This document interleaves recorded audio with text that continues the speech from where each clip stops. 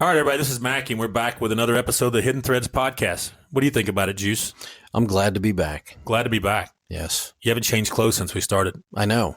All right. I'm smelly. We'll go ahead and spill the beans here. We don't record every day. We record on Monday. It's basically like a 3.5 hour episode, and we break it into 4 pieces throughout the week. I took my scally off. He did take your scally off, but we break it into 4 pieces throughout the week, and occasionally I'll change shirts to make it look different. So when we're doing our clips on small clips, so the secret's out, Juice. Yeah, I don't like change. You don't like change. All right, so we got a great one today. We're going to talk about the rights of the accused. And this is a lot about change. Change. It was change back in the time when this all came down. The first one we're going to talk about, the big one. They like to put it on the movies, right? Miranda versus Arizona. Tell me about it, Juice. He's smarter on this than I am. I don't know if I'm smarter. Right. So he got picked up, Miranda. This was a 1967 arrest. They wound up bringing the guy in. They interrogated him. He didn't know his rights, signed a confession, went to court with it. They found him guilty of assault and rape. They locked him up 20 to 30 years. Mm-hmm. Then he went through appeals. The appeals court, the appellate court, said, nope, it's good to go. Well, the Supreme Court later on came back and said, wait a second, he didn't know his rights. If he didn't know his rights, then he answered this when he shouldn't have. Right. Everybody has certain inalienable rights that they're entitled to. Right. Well, he wasn't afforded that opportunity. He didn't understand his rights. Mm-hmm. So later on, the conviction was overturned. But it transpires. This goes into like 4 different cases. Right. Of Miranda rights. So specifically, Miranda, he wasn't saying anything at first, right? No, wasn't saying anything. But they held him. They had some other issues where they held him for a long time. Right. Almost a whole 24-hour period without any food and right. Things like that. You had hunger, you had sleep deprivation, the whole bit. Right. So they could get, I've seen it where they turn around and get sued for kidnapping when they do that. You ever seen that? No, but that's awesome. I've seen it when it happens. But so they're saying that Miranda had his 4th and 5th Amendments, 4th and 5th Amendment rights against self-incrimination and the 6th Amendment right to counsel violated. It took me a minute to spit that out, Juice. It's okay. But your 5th Amendment right, just to recap for everybody, is a right against self-incrimination. You can be quiet. You don't have to say anything.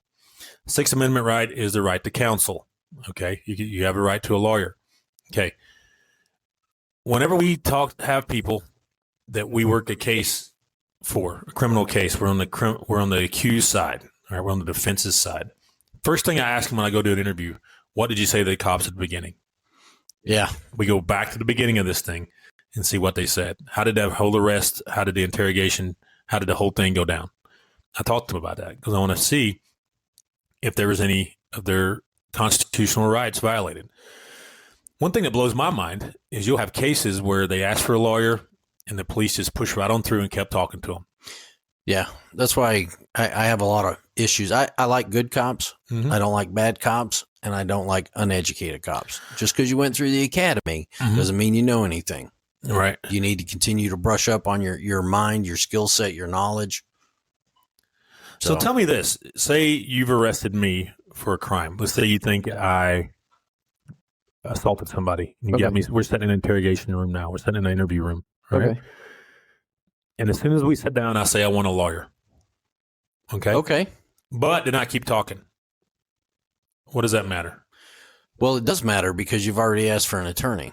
Okay. But what if you write down what I said or record it? So it's called a spontaneous utterance, and it can be used against you. Okay.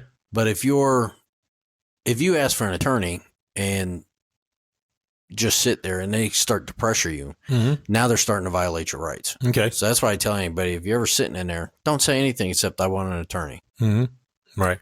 So we got one where the girl immediately said, I need an attorney. 7 minutes, 30-something seconds into this. They talked about the weather and stuff for a little while, and then she said, they started getting to the hard questions. They said, I want a lawyer. Yeah. And then they kept asking her questions regarding to the crime. So I read that part. I think it's coercion on the statement. So eventually she admitted she made up some story about it because they had her in there for how long? Oh, it was a huge amount of time. Right. Excuse me while I take a sip of coffee out of my Peanuts cup. But they had her in there for quite a while. I think it was up to 12 hours. Yeah, it was somewhere around there, yeah. And she asked for a lawyer 5 times, I believe, throughout the whole thing. I know definitely within the first 10 minutes she asked for an attorney.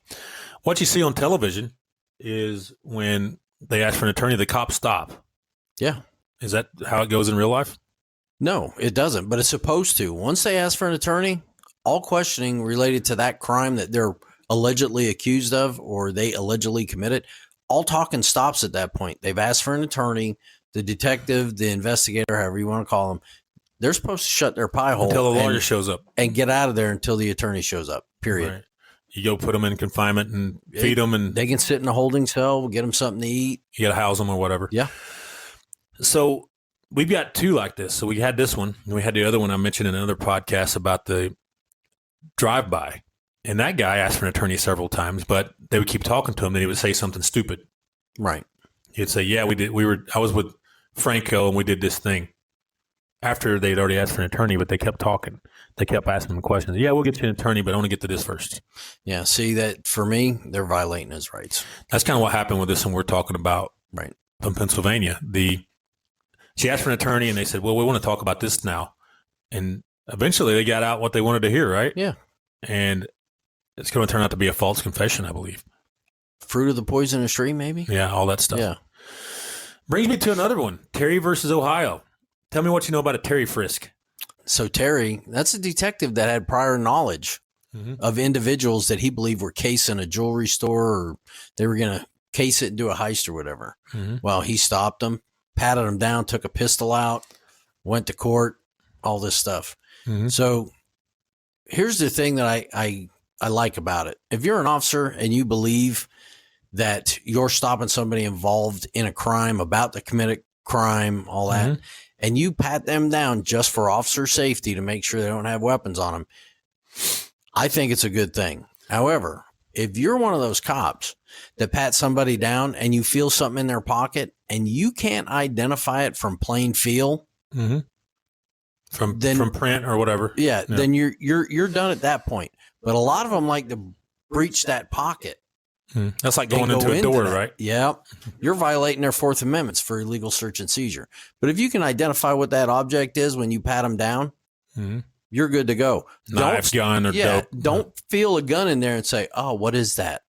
If you can't identify it, that's just another way that police will try and find out what's in your pocket. Oh, that's my gun. When they really don't know. Yeah. So it's a good thing. It's a bad thing. So the Terry frisk, an officer without probable cause can frisk you for the safety of them and the surrounding community. Reasonable suspicion, but they have to be able to articulate that. And if you feel, and this is outside the clothes type frisk, if you feel a weapon, knife, you name it, whatever it is, and you can pull it out. All right. Now, if that individual later on turns out to be a felon and they have that gun, you can charge them with possession of a firearm. Correct. Or if they have jewelry, which is the case of Terry, that was stolen from a jewelry store just up the road, then, yeah, you can charge them with that crime. Right. Now, Terry, that case, the officer went into his pockets. Yes. His jacket pocket, I believe. Yep. If I remember correctly. Pull out a revolver. You know what? Geez, a good podcast. Those would probably read ahead on these before. I've actually been tested on Terry and Miranda and all that. But you get away from it. It's hard. We don't deal with a lot on our end, except for reviewing cases. We're not arresting people. We're not dealing with crime at the street level like that. So we're just reporting facts of the case. That's it. That's all we do. And let me ask you this on the Terry part. You stopped me for speeding. Okay.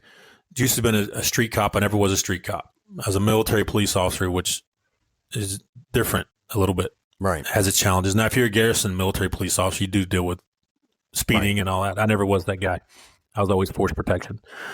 But if you stop me, you do me and you again, all right? You stop me, pull me over for speeding. Now, you'd heard a few days earlier that I might be dealing crystal meth, all right? Can you go anything beyond getting my driver's license, insurance, and give me a ticket? No. Okay. Not at all. What if you peek in the back and see some paraphernalia? If it's in plain sight, that's a little different. Called the plain view doctrine, right? Correct. But what if you I can try and work it if I. Okay, we're back, and Juice is studying up on his notes over there. Yes, I was. Which one were you reading? Brady. Brady violation. What do you know about Brady? Hey, let's. Well, we're working cases now that there's an issue with discovery. It seems like there always is. Yeah. It seems like it's a thing where we're just going to say, hey, the Supreme Court in 1963 didn't know what they were talking about. We're just going to plow right through that. Yeah, I think the 60s was a very tumultuous time That's when for the Supreme Court. Yeah, they were busy. Yeah. That's when Miranda came out, right? Yep. And Terry. And Terry. Yeah, And there's several a others. lot of them there. So Brady versus Maryland was a 1963 Supreme Court case that established that prosecutors must share evidence with defendants that could indicate the defendant's innocence. This ruling is a cornerstone of criminal procedure in the United States. So why don't we follow it? Well, you got to get those convictions. You You got to keep your numbers up if you're a state Politician. attorney or, politicians, Polit- exactly what they are. politician. So what this did was it established that prosecutors must disclose evidence that could reduce the defendant's punishment or negate their guilt.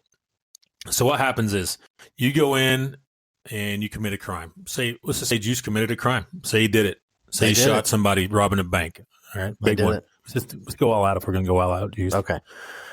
And Juice is got his lawyer, his defense attorney, and then you got the prosecution that's trying to get him put in prison, okay, or even capital crime, maybe death sentence.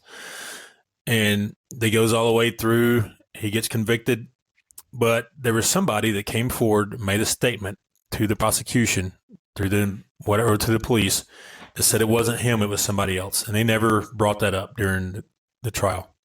Is that a Brady violation? It is if they knew about it and they suppressed it. They suppressed it, right? They just kept it in their desk. Yep. That's what we're talking about here. We got a case going on now where the other side just won't give any material over. What do you think of that? I think it's hysterical.